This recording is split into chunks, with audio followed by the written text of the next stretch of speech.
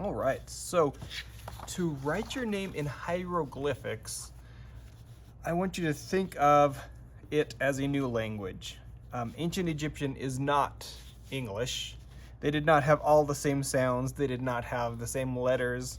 So if, for example, you are trying to write your name and your name is Sally, I do not want you to look for a character for S, and then one for A, and then one for L, and one for L, and one for Y.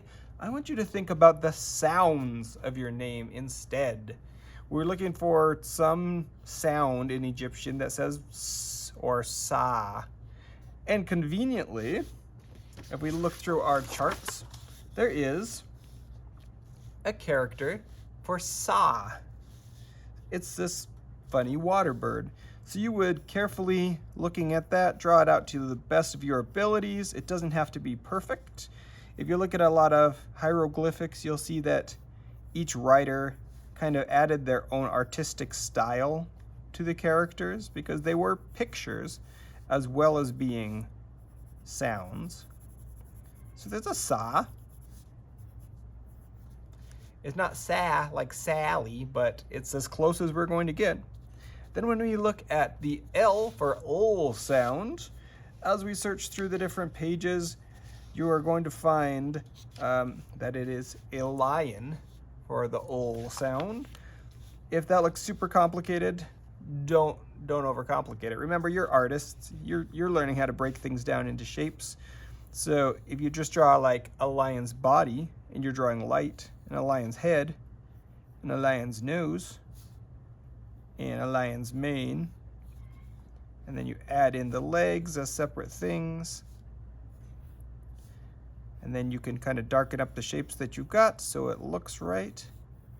That's totally fine. And then don't cry and be sad that you have to draw two lions, because you really don't. When we say the name Sally, yes, it has two L's in it, but it does not have two L sounds. We don't say Sally, no. So that's fine. One L sound is all we need. Sal. And we need an E sort of sound. There's not a lot of vowels, not all of them. If you have a U in your name, you might have a little bit of trouble. This one is like an IE sort of sound, E or A, so that'll work just fine for us. It's a reed.